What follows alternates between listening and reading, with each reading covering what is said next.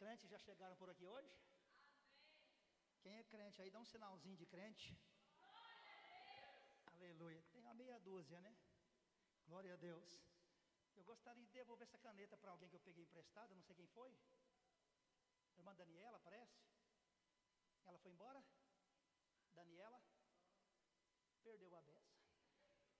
Se eu sentir de Deus, eu devolvo. Gente, é o seguinte, hoje é um dia muito especial para todos nós, estamos em celebração em família. E mais uma vez eu quero que você receba paz no seu coração. A nossa saudação é paz.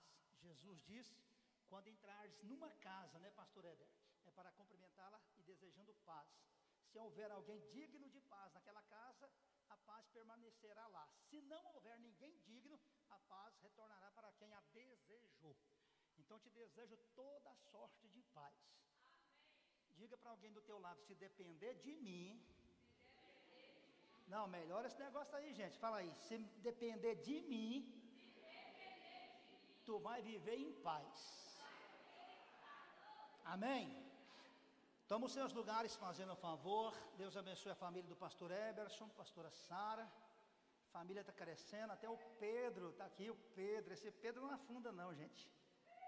Está perto de Jesus, é bom demais, né, Pedro? Oh, glória a Deus. Deus abençoe a família de cada um dos irmãos. E eu estou feliz por poder servir nesta manhã mais uma vez. Eu já pensei de ir embora umas 300 vezes ali. Eu dei uma tarefa para o pastor, falei, pastor, chama a comitiva de pastores, de obreiros. Se não tiver nenhuma visita para fazer agora de manhã, vai tomar um açaí lá na Goiás, lá perto da Praça Bom Jesus. Aí ele perguntou, para quê? Eu falei, para mim ficar mais à vontade. Porque pregar para Daniel não é fácil não. Eu me sinto aqui hoje um leão na cova dos Daniéis. É difícil pregar para vocês, muito difícil. Mas mesmo assim, eu vou ousar a pregar. Marcos, capítulo de número 5, é o texto que eu vou tomar por base da nossa ministração nesta manhã. Evangelho de Jesus, segundo escreveu Marcos, capítulo de número 5. Glória a Deus. Cadê a Jéssica? Ela está por aqui ainda ou foi embora? Foi embora? Oh, meu Deus. Amém. Eu vou orar pela Jéssica. Gente, Evangelho de Marcos, capítulo 5. Alguém já encontrou o referido texto? Pode me dar um sinal? Ainda estou ouvindo um barulho aí de folhear de Bíblia. Você pode folhear ou você pode ligar. Você tem duas alternativas hoje. E eu estou naquele tradicionalismo, né? Com a minha velha Bíblia de papel, de folha. Até porque Jesus disse no Apocalipse, naquele dia, abrirão-se os livros. Não é ligarão, é abrirão-se os livros. Não é falta de energia no céu não, tá? Lá tem tanta energia que nem tem luz lá dentro. Nem sol, nem lua. O Cordeiro é a lâmpada que alumia os céus. Você já encontrou? Mateus, fiquei feliz de ver o Mateus aqui hoje de novo. Um bigode aí daquele internacional. Ele falou para mim que a primeira parte da profecia já cumpriu. Falta a segunda. Quem está orando pelo Mateus aqui? Ajuda aí. Gente, ele vai ser promovido, tá? A marido a qualquer hora dessas. Tem mais alguém solteiro aqui para ajudar ele ou não? Ô David, cadê o David? Ô David. Cara, gente boa igual você, David. Rapaz, tem que espalhar o DNA nesse mundo aí. Construir patrimônio, porque família é isso, né, pastor Eberson? Eu estou incentivando isso, pastora Sara. Se depender de mim, ninguém morre solteiro. Vamos lá, Marcos capítulo de número 5, verso de número 19. Eu vou ler só o versículo 19 para depois eu fazer aqui uma explanação sobre isso, tá bom? Marcos 5, verso de número 19. Está escrito assim: Jesus, porém, não lhe permitiu, mas disse-lhe: vai para a tua... Ô, gente, me ajuda aí, né? Vai para a tua... Mais uma vez, vai para a tua... casa. Para quem? Para os teus. E anuncia-lhes quão grandes coisas o Senhor te fez e como teve misericórdia de ti. Amém? Bom, o texto ora lido fala de uma obra muito grande que Jesus efetuara na vida de um homem que estava à margem da sociedade. É claro que esse homem tem um nome, só não foi, colocado aqui pelo evangelista Marcos. Diz que Jesus entrou em Gadara, depois de enfrentar uma grande tempestade no mar, porque tudo não dá começo no capítulo 5, dá início no capítulo 4, pastor Éder? Quando Jesus disse no capítulo 4, verso 35, naquele dia sendo já tarde, disse Jesus, passemos para o outro lado. Foi só Jesus falar, vamos passar para o outro lado, bagunçou tudo.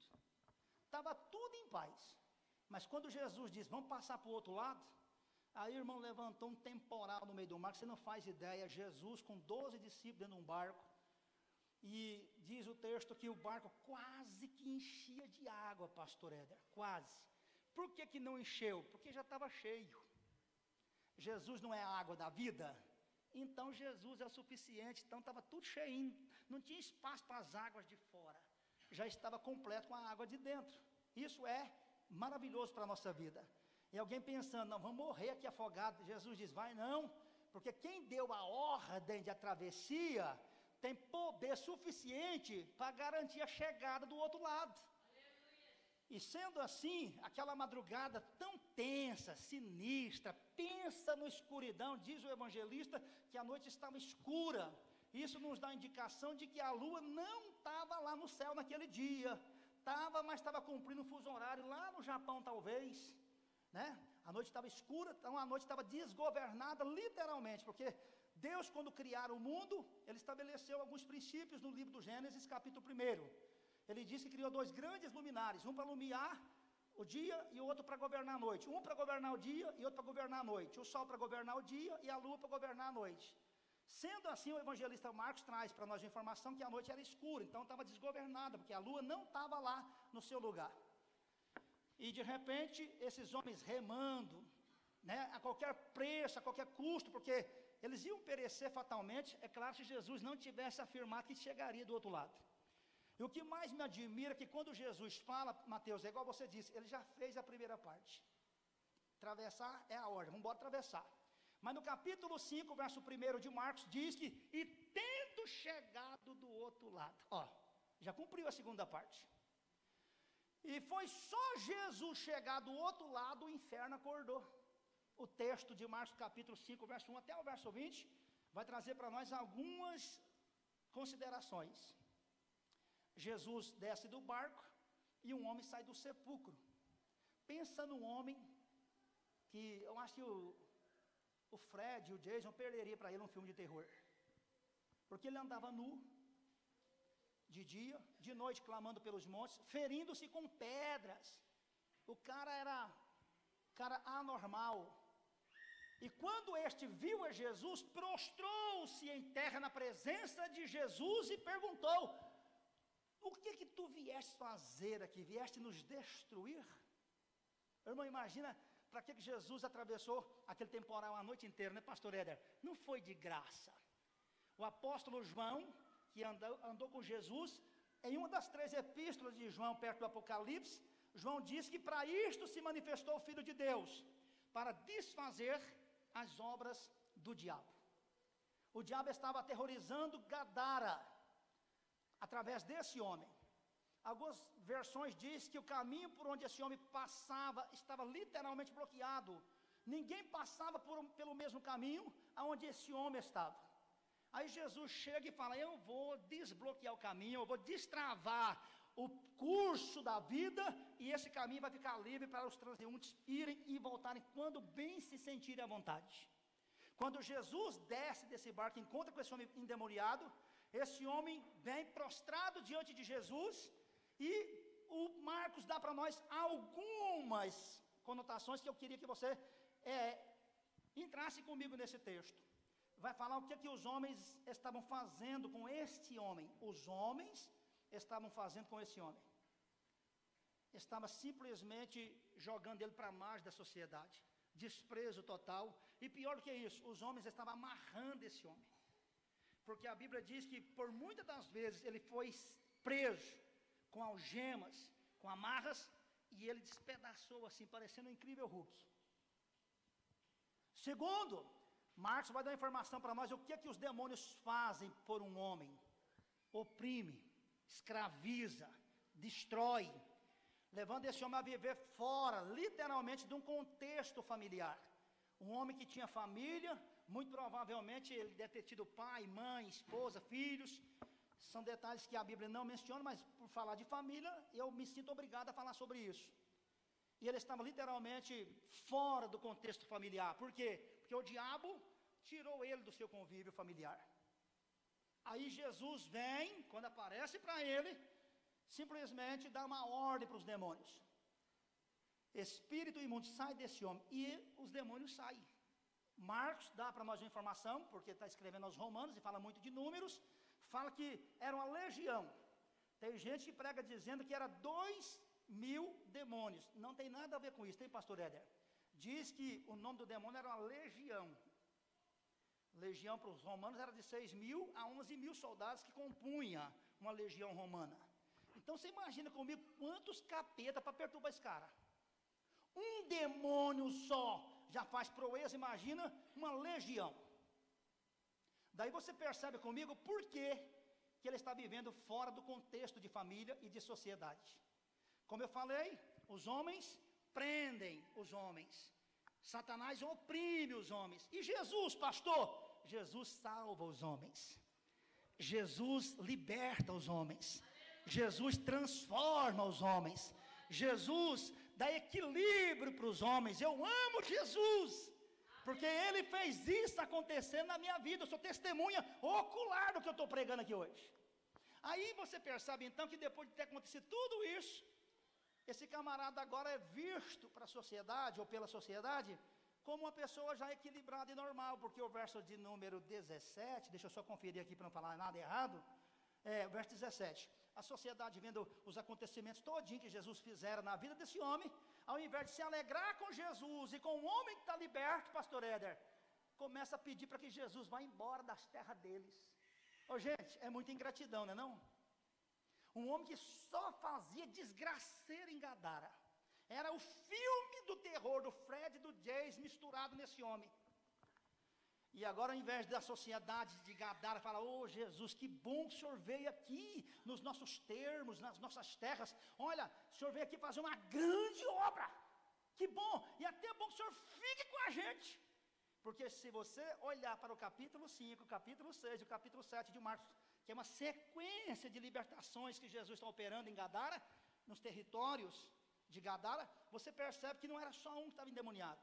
Lá tinha gente cega por demônio, tinha gente muda por demônio, tinha gente oprimida por demônios. Era para os gadarenos falar assim, Jesus, que bom que o Senhor veio. Porque o Senhor vindo, os demônios vai. Eu vou repetir só para você entender melhor. Era para ter dito assim, Jesus, que bom que o Senhor veio, porque o Senhor vindo, os demônios vai. Porque nós cantávamos um corinho antigo, Marta, lembra? Que aonde Jesus está, o mal não pode ficar. Só quem tem mais de 50 que sabe o que eu estou falando aqui, tá, gente? Aí, sabe o que acontece aqui? Os gadarenos mandam Jesus embora. E nessa situação, agora parece que Jesus está sendo oprimido pelos gadarenos.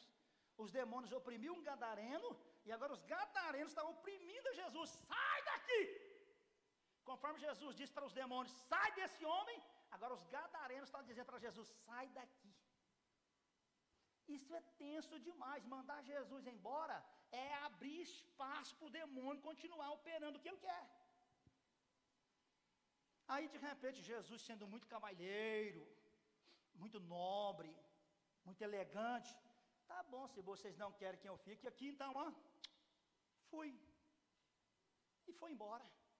Quando Jesus vai entrar no barco para ir embora, pastora Jaciara, o ex-endemoniado, porque agora não tem mais nenhum demônio, porque a igreja é isso, tá? É um aglomerado composto de ex. Todos nós somos ex de alguma coisa. Ex-viciado em maconha, ex-viciado em cigarro, ex-viciado pornografia, ex-viciado em cocaína, ex-viciado em alguma coisa, nós somos ex-idólatra, enfim, somos essa comunidade de ex. Quando Jesus entra no barco e fala, eu estou indo embora, o ex-endemoniado fala, Senhor, já que eles não deixam o Senhor ficar aqui na nossa terrinha, então eu vou com o Senhor. Aí Jesus disse assim para ele, agora eu começo a pregar, tá pastor, já introduzi a pregação, agora eu vou entrar onde eu quero. Aí o endemoniado fala, deixa eu ir com o Senhor. Aí Jesus dá uma olhadinha para ele, pastor, ele fala assim, ó, Eixo, para onde eu estou indo agora, eu já tenho uma linha de frente de 12. Já tem homem demais comigo no barquinho, é tanto que quase afundou essa madrugada passada. Mas, para onde eu vou te enviar, lá não tem nenhum, lá não tem ninguém. Por isso que eu fiz questão de ler o verso 19 e enfatizo dizendo a vocês, então Jesus não permitiu que o seguisse, mas disse para o ex-endemoniado, vai para a tua casa.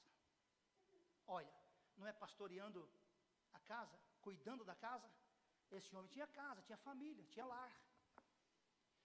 E como Jesus não permite que o siga, ele fala, ei, para o que eu quis que você alcançasse, você já alcançou. Você já está salvo, está liberto. Agora eu quero que você faça algo com aquilo que eu já fiz acontecer na sua vida. Vai para os teus e conte-lhes quão grandes coisas o Senhor te fez e como teve misericórdia de ti.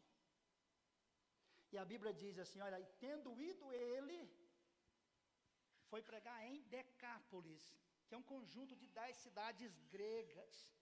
Você imagina, o cara tem um lar, pastor Éder, e agora está na missão de salvar 10 cidades. Ele saiu e começou então a proclamar a salvação de Jesus, do que Jesus havia efetuado na sua vida. Qual é a primeira lição que eu quero que você entenda nesse texto de Marcos capítulo 5? Por que Jesus envia esse camarada para a sua casa? É porque com certeza alguém da sua casa precisava ouvir da boca dele alguma coisa. Concorda comigo? Então, quando ele vai para casa, porque hoje nós estamos, então assim, a gente fica salvo, a gente recebe Jesus, Jesus nos recebe, e aí a primeira coisa que a gente quer fazer em missão é, eu quero ir para os States da América.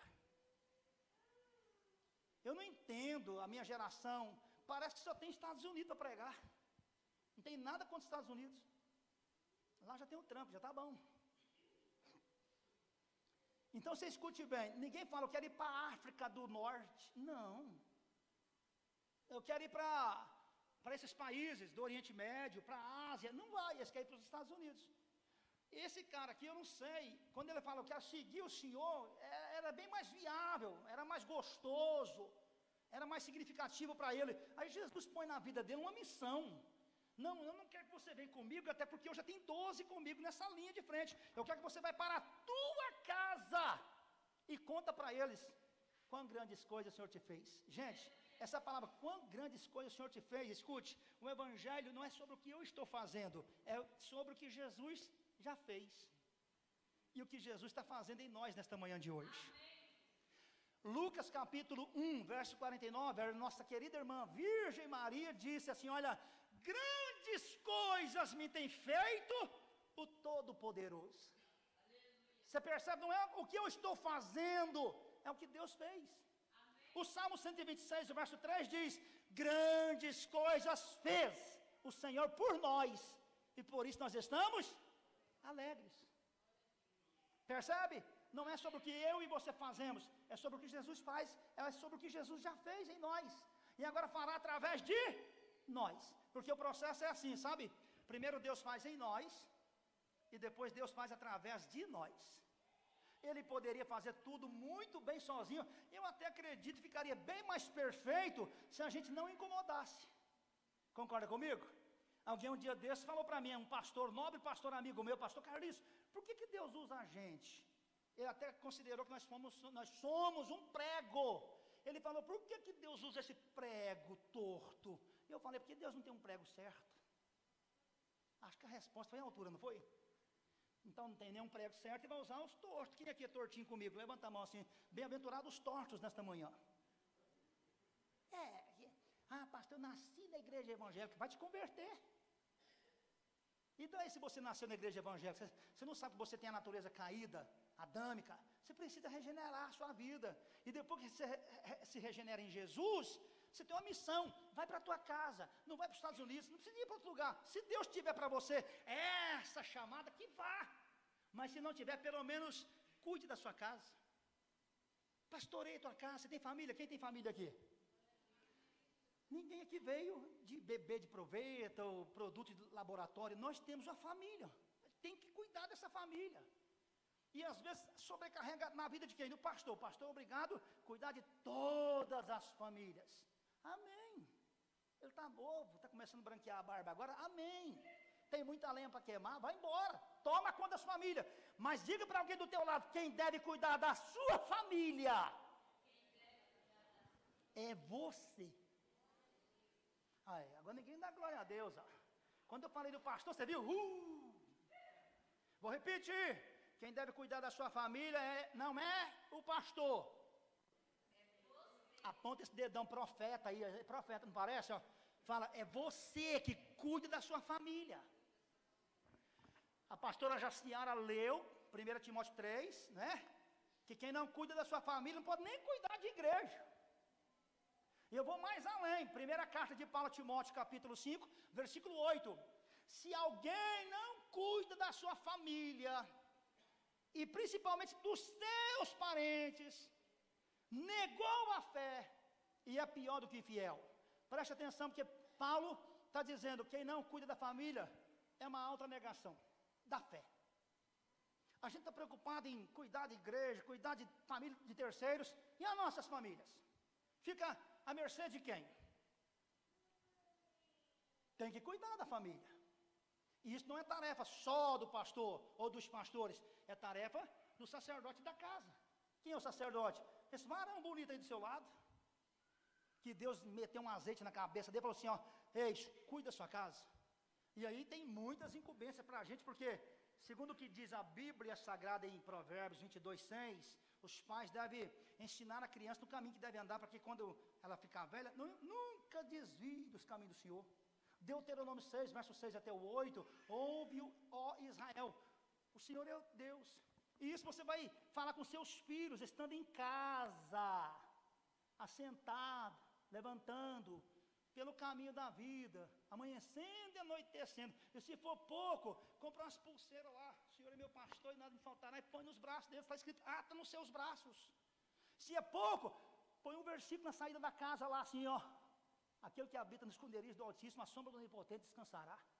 O filho vai ficar assim, não, onde eu vou é Bíblia, Bíblia, Bíblia, Bíblia, Bíblia. Isso é cuidar da casa, é fazer a tarefa acontecer. Aleluia. Então, esse camarada aqui está dizendo, olha, eu estou indo para minha casa, porque a minha casa precisa escutar alguma coisa da minha boca. E aí eu tenho algumas considerações para fazer com os irmãos a respeito do que as pessoas precisavam ouvir da boca desse cidadão ex-endemoniado. Primeiro, precisava ouvir na casa dele uma história de uma experiência viva, pessoal, que ele teve com Jesus. Gente, tem uma coisa mais gostosa, mais elegante, mais charmosa do que ter conhecido Jesus? Me ajuda aí. Não tem nada que se compara com isso, né, pastor Éder? Conhecer Jesus. Esse camarada conhecia o capeta pessoalmente. Agora que está conhecendo Jesus pessoalmente. E ele conhece de tal maneira, assim, tão íntima, que ele vai para a casa dele e fala, gente, lembra de eu? Lembra de mim? Lembra de eu? Eu era aquele endemoniado, possesso lá dos caminhos, dos sepulcros, sabe, que andava ferindo com pedras. Gente, olha eu aqui, vivinho da Silva, e normalzinho da Silva. Eu não sou mais aquele camarada que fico me automutilando com pedras, acabou. Por quê? Porque Jesus me encontrou, os demônios fugiram da minha casa, da minha vida, e Jesus agora me deu uma missão, e eu estou compartilhando com vocês a missão que Ele me deu.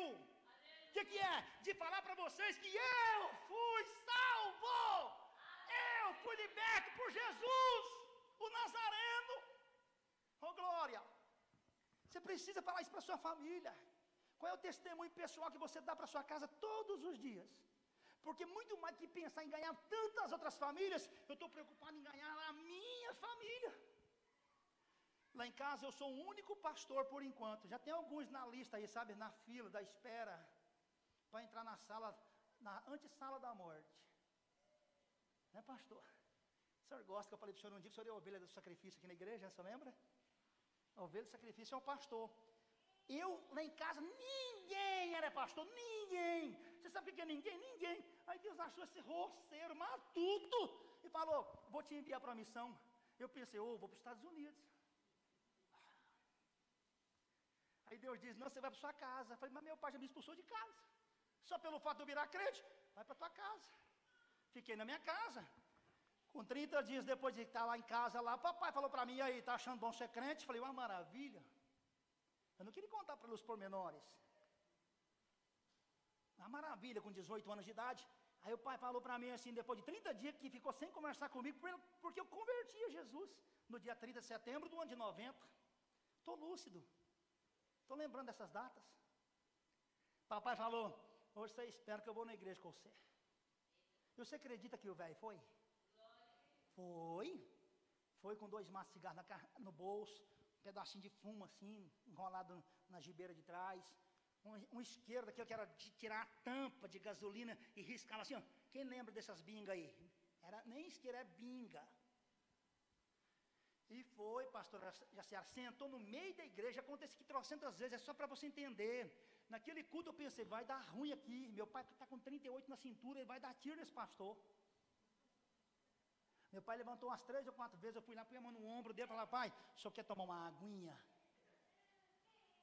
Eu tinha que ser sábio para ganhar minha casa para Jesus. Eu não sabia se meu pai voltaria naquela igreja, que foi a primeira vez que ele entrou naquela igreja de crente. Aí ele olhou para mim, não, tá tudo certinho. Mas com a cara feia, porque o pastor estava descendo a ripa. A irmã Lourdes falou para mim ali na entrada, o senhor vai bater em nós? Eu falei, vou! Tem que bater, não tem não, pastor? Quem fica passando melzinho em vocês é o pastor Éder, pastor Wilton. Turminha aí, do meladinho aí, fica, né? Estou tranquilo. Né, irmã Lourdes?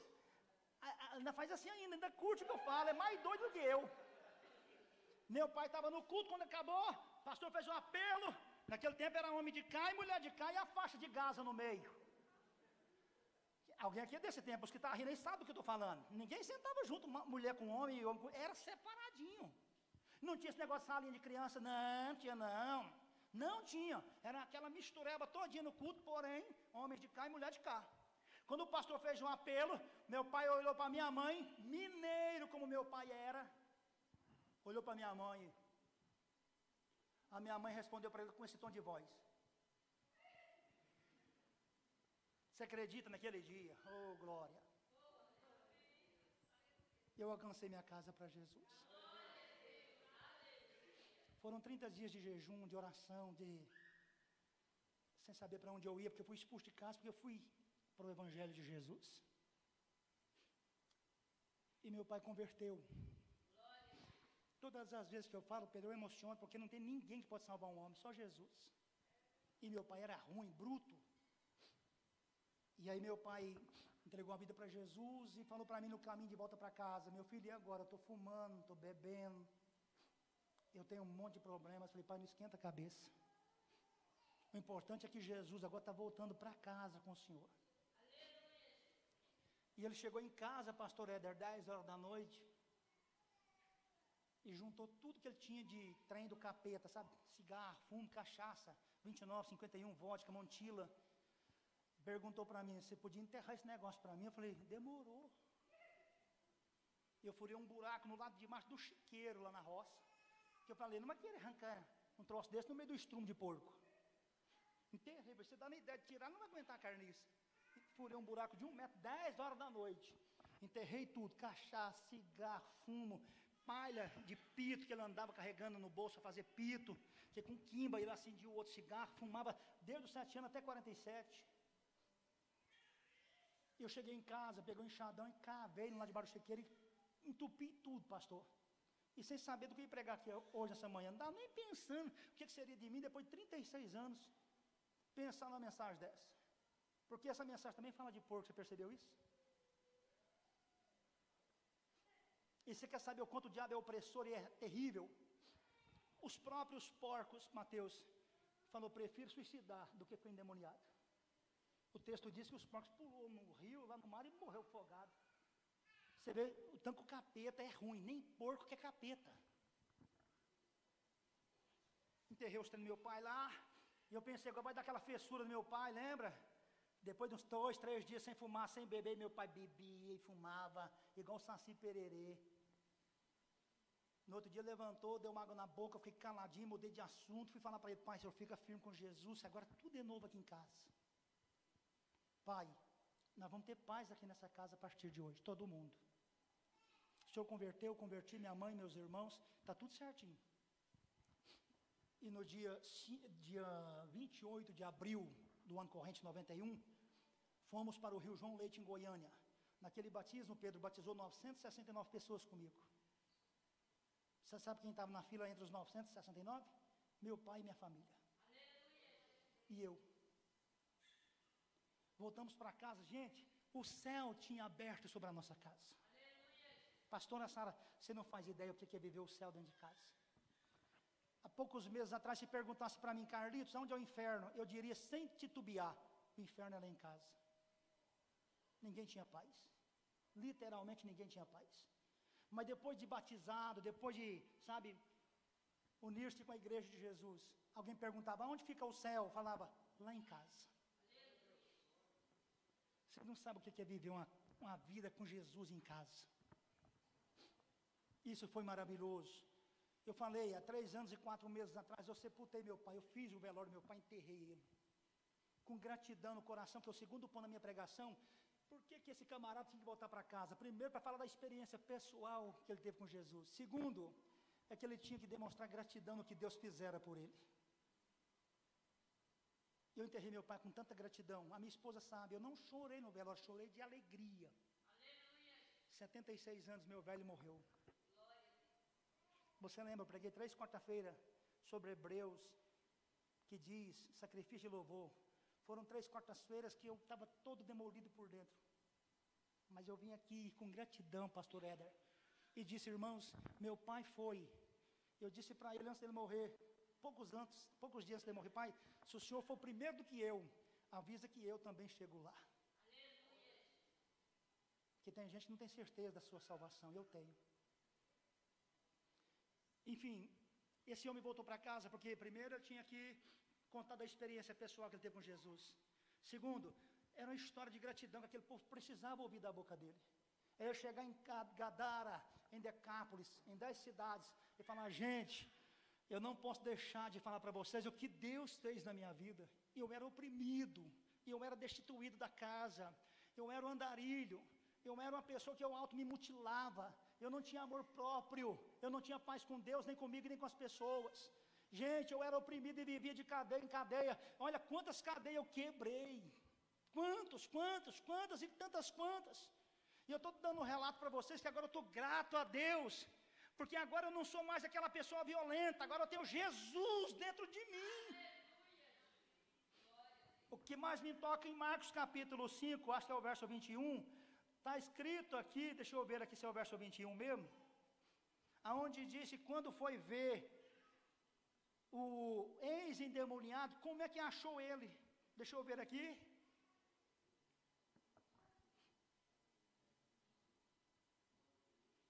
É o 15, me desculpe. Quando os gadarenos foram ter com Jesus, viram o endemoniado, que não era mais agora endemoniado, é ex-endemoniado, o que tiveram a legião assentado, vestido e em perfeito juízo. Um camarada que ficava se locomovendo de uma parte a outra com violência, agora está sentadinho, calmo, sereno e tranquilo. Sabe quando a família sua vai se aquietar? É quando ela estiver sob os cuidados de Jesus. Quando a sua família se assentar aos pés de Jesus, como as nossas famílias estão assentadas aqui hoje, tanta gente vai escutar a gente depois nesses vídeos aí. A família sua vai ter sossego, tranquilidade, equilíbrio. É quando encontrar os pés de Jesus. Que quando se encontra os pés de Jesus, a alma se aquieta. O espírito sossega. O corpo descansa. Porque esse camarada não descansava nem de dia nem de noite. faça missão em casa, cuide da sua família. Ao invés de ficar preocupado em pregar para tantas famílias, pregue primeiro para a sua família. Eu lutei 36 anos e continuarei lutando até a morte, para ver minha família todinha salva em Jesus. Eu falei que na minha família tinha pouquíssimos crentes, pouquíssimos, pastor nenhum. Aí Deus deu a graça de fazer esse doido virar pastor. Agora já tem 3 primos meus, pastor, o senhor conhece alguns deles, do pastor aqui do Itamaraty, o pastor Roberto, tem o pastor Wagner da Jaiara, e um outro aí, que agora também assumiu um posto de doidura, fui consagrado a pastor, aceitou o chamado. Mas 36 anos lutando para fazer 3 pastor. Pastor, e o resto? O resto está tudo salvo. Não teve cargo, não teve rótulo, não teve título nenhum na igreja, mas está lá servindo a Jesus com a casa inteirinha. Já falei, repito, a minha família tem mais de 400 componentes. Pastora Marta, aquele dia o pastor Edwin contou, vou aproveitar que ele está presente e falar. Você tem quantos irmãos mesmo? Só 21 irmãos, né? Eu queria ser pastor só da família da Marta. Uma igreja com 21 membros, pastor, já ia começar bom demais da conta, não? 21. Na minha família, é claro, eu e mais 3 irmãos macho, tá? Não está descobrindo não, é macho mesmo. Lá em casa, mais de 400 componentes. 90% da minha família hoje está sentada aos pés de Jesus, servindo a Jesus. Eu falo isso para minha digníssima esposa que está sentada ali, eu falo, meu bem, se eu morrer hoje, ou se Jesus me chamar hoje, pensa num cara realizado como homem, como pastor, como marido, como pai, como avô, estou realizado. Por quê? Porque eu já vi a minha família praticamente salva em Jesus. Para cumprir Atos 16, 31, crê no Senhor Jesus e será salvo tu e a tua casa. Eu termino dizendo para você que esse homem, além de contar uma experiência pessoal que ele vivenciou com Jesus para a família, ele também tinha uma tarefa árdua de demonstrar gratidão ao falar de Jesus para outras famílias. E por último, não menos importante, quando ele sai contando para essas 10 cidades, você imagina o trabalho de evangelismo, pastor Hélio, que esse camarada efetuou nessas 10 cidades. Porque eram todas cidades resistentes a Jesus. Todas as vezes que Jesus entrou lá, foi mal-vindo. Já que Jesus não pode ficar, ele comissionou falou, fica lá doidinho. Você já me conheceu? Fala para esse povo, o que eu fiz na sua vida? Vocês acharam bom que eu fiz na sua vida? Com certeza, olha, gente, presta atenção nisso aqui. Se as pessoas conhecessem quem nós conhecemos, se as pessoas tiverem amizade com quem nós temos amizade, se as pessoas andar com quem nós andamos, elas vão querer ser igualzinha a nós. Me entendeu, não? Depois você escuta o vídeo de novo, volta para trás lá e copia. Se as pessoas conhecerem quem anda com você, com quem você anda, as amizades que você mantém, elas vão querer ser igual a você. Está faltando é você ser o canal da bênção para a sua casa. Ao invés de ficar preocupado com família de terceiro, preocupe com a sua família. O primeiro plano é a sua família. Depois a família dos outros. Cuide da sua casa. Você é o pastor da sua casa. Se for mulher, você diga pastora. Se for homem, diga pastor. Tá bom para não ficar ruim? Diga para alguém do teu lado assim, ó, você é o pastor da sua família. Diga aí. Vamos melhorar porque tem alguém que nem está prestando atenção. Diga aí, você é o pastor da sua casa. Diga. Eita, glória a Deus. Eu vou terminar aqui dizendo para você. Em terceiro lugar, por que Jesus mandou esse homem para a casa dele, para a família dele, para os dele? Porque Jesus estava dizendo, se eu não posso entrar lá, você pode. Deus escolheu você como um agente missionário dele. Eu digo a você, faça da sua casa um núcleo de evangelismo pessoal e familiar. Quando o pastor me sugeriu para pregar sobre cuidar de famílias, é claro, está baseado em Josué 24:15, eu tenho que dar uma passada lá só para enganar o senhor, para falar que eu não fugi do tema. É só sugestão, graças a Deus. Eu gosto do senhor é muito humilde. Ele falou, pastor, prega sobre família. Vamos ver? Enfim, Josué capítulo 24, se você fazer uma leitura do verso 1 até o último versículo, 13 vezes aparece a palavra servir. serviremos, sirvais, serviram, enfim, 13 vezes. Uma família sob os cuidados de Deus, ela vai prestar serviço no reino, ela vai servir. Deus não chamou você para outra coisa. Diga para alguém, foi para servir que Deus chamou você. Diga, para servir. Agora sirva bem a sua família, para depois servir a família dos outros. Preocupe primeiro com a sua casa, depois com a casa dos outros.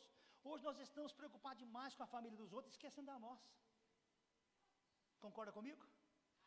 E eu termino dizendo para você, que quando você cuidar da sua família, e os outros que estiverem vendo o seu testemunho com a sua família, o seu testemunho vai longe.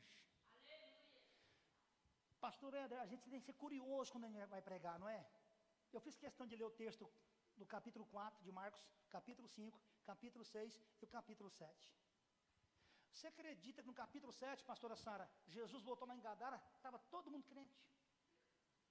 Lê o capítulo 7, se não me falha a memória, é o verso 31 a seguir. Já pensou? Não tinha ninguém crente, só tinha capeta lá. Demônio, demônio, demônio. Pensa na cidade endemonizada, era Gadara.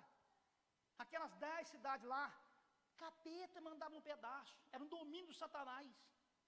Aí o gadareno chega lá e fala: ei, vocês expulsou Jesus da terra nossa, mas não conseguiu arrancar Jesus de dentro de mim. E agora eu vim trazer Jesus para vocês. De que forma? Com o meu testemunho, que vocês sabem muito bem quem eu era, e agora quem eu sou na presença dele. Ele foi embora, mas deixou aqui uma testemunha. Você conferiu aí? Eu vi o senhor abrindo alguma coisa aí? Não, olha que conferiu. Depois vocês lêem capítulo 7 de Marcos, diz que Jesus retorna para Decápolis, as 10 cidades, e lá ele curou muita gente oprimida do diabo, pastora. Percebe, os porcos morreram, mas os demônios continuaram em atividade na região. Mas aquele ex-endemoniado fez um papel, mas foi, sabe, o demônio destruía as pessoas, agora aquela pessoa estava destruindo os demônios. Pensa num testemunho poderoso, pastor Wellington. O cara vai de casa em casa, de porta em porta, mostrando a foto do antes e do depois. Quantas cadeias quebradas, quantos sepulcros violados, quanta vergonha sofrida dele andar nu, quanto alta mutilação. E agora o povo está olhando para as fotos e falando: rapaz, mas você mudou mesmo, hein? Rapaz, eu quero conhecer quem está no você. Aí ele apresentava Jesus, Pedro. O evangelho é tão simples, é só você mostrar o Jesus que está em você para os outros. Não precisa você ter uma boa oratória, uma boa retórica. Eu não sou nada contra isso, mas quanto mais simples se pregar, melhor vai ser a facilidade das pessoas entender.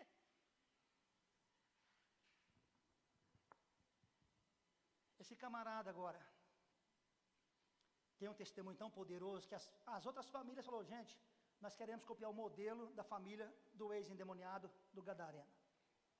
10 cidades converteu através de um missionário. Olha, escute, eu estou profetizando, Deus através de você e da sua casa vai salvar várias famílias de várias cidades. Jesus vai ser glorificado na sua casa e na casa de tantos outros. Está precisando de você abrir a boca e falar da experiência pessoal que você teve com Jesus. Pastor Everson, o senhor há de concordar comigo. Eu respeito e amo teologia, eu estudo até hoje. Eu saí da escola, mas a escola não saiu de mim. Você sabe o que sobra na nossa teologia depois de tudo assim pregado e aplicado? A nossa experiência que nós tivemos com Jesus. Concorda comigo? Você talvez não possa ter uma boa teologia, mas se você tiver uma boa experiência com Deus, você está garantido para entrar no céu. Entende? Se você tiver tido uma experiência com Jesus, pessoal, viva, daquela que amaciou você por dentro, que amansou você por dentro, que quebrou você por dentro, que pôs você sentado aos pés dele, isso é o suficiente para te manter firme na presença dele, até que ele volte. Eu oro para que Deus abençoe essas famílias da igreja nessa manhã. E faça da sua família, sabe, um núcleo evangelismo para tantas outras famílias, que quando alguém bater o olho em você, fala: eu quero ser igual a você. Eu quero espelhar em você. Isso é gostoso para a gente. Outro dia desse, uma pessoa da minha família que nem crente é, mas já está virando.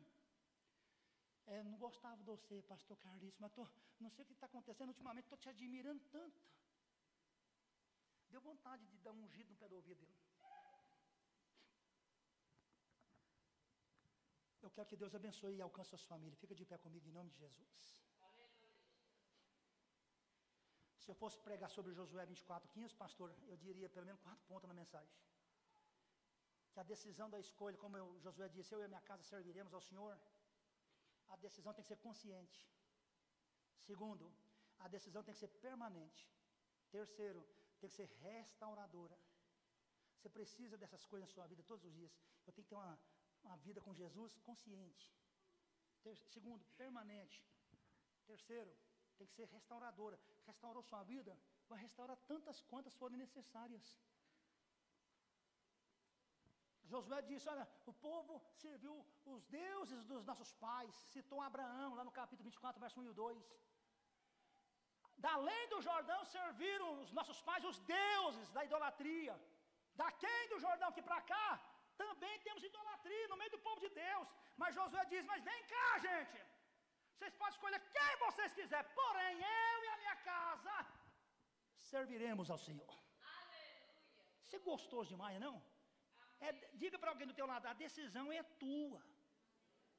Melhor aí, senão eu vou começar a pregar tudo de novo. Diga aí, a decisão é tua. Escolha bem, escolha servir o Senhor, vale a pena. Oh, eu cheguei aqui vendo meu genro, o evangelista Miquel, pregando para a jovem. Eu falei, dá resultado. É melhor ter um genro ensinando na escola dominical do que um genro na boca de fumo de domingo de manhã. Concorda comigo? Eu vi minha filha abrir um culto aqui, eu chorei ali atrás. Falei, meu Deus, a minha filha está falando. Não é que ela era muda, mas ela tinha dificuldade, era tipo eu, né, meu bem? Dificuldade de falar em público. Quando eu vi ela abrir o culto aqui na Semana da Família, eu falei, pegou. Deu certo. Eu tenho um filho diácono de uma outra igreja, de uma outra tribo. Lá ele canta, lá ele prega, lá ele toca violão, ele toca bateria. E eu falo, deu certo. Aí eu pergunto, como é que vai ser a sua família daqui para frente? Se não for pedir muito, pega um na mão do outro, vamos quebrar a faixa de Gaza hoje. Eu quero orar pelas famílias. É rapidinho, vamos lá, estou atrasado já. Olha para que Deus toque a sua família nesta manhã. Deus vai pôr uma unção poderosa em você aqui hoje, para quebrar muitas cadeias da fora, principalmente as de dentro da sua casa. Vamos orar, Senhor Deus, em nome de Jesus. Essas famílias estão aqui diante do Senhor nesta manhã, depois dessa palavra ministrada, pregada. Deus, tudo o que eu mais quero é que outras famílias vejam a minha família como uma testemunha viva e pessoal do Senhor. Deus, levanta famílias nessa igreja para surpreender outras famílias, para impactar outras famílias. Não permita que as famílias sejam desmanteladas, desconfiguradas, desajustadas. Põe as suas mãos sobre a nossa família, Deus. Marca ela para essa geração. Que a nossa família cresça, se estabeleça nos seus átrios, na sua presença, em plena comunhão com o céu.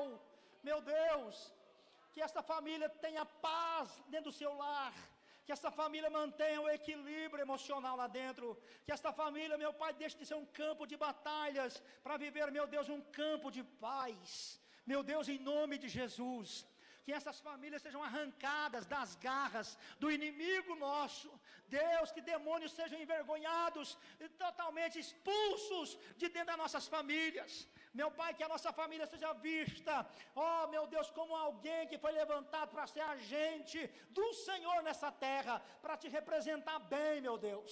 Senhor, põe as tuas mãos, e que a nossa família seja envolvida poderosamente na unção do Espírito Santo, porque o demônio saiu, a casa ficou varrida e adornada, e ele não voltará para a nossa casa, não voltará para a nossa vida, porque agora está ocupada pela presença do Senhor.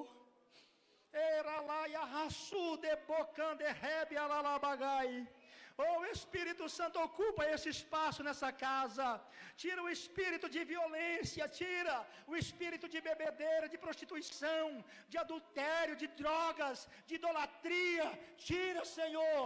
faz uma limpeza total, generosa, uma limpeza generalizada de libertação, que esse povo saia daqui livres, para anunciar Jesus vivo e ressurreto para a casa deles. Nós oramos, ó Pai, entregamos aos seus cuidados, e te agradecemos por tudo nesta manhã, em nome de Jesus.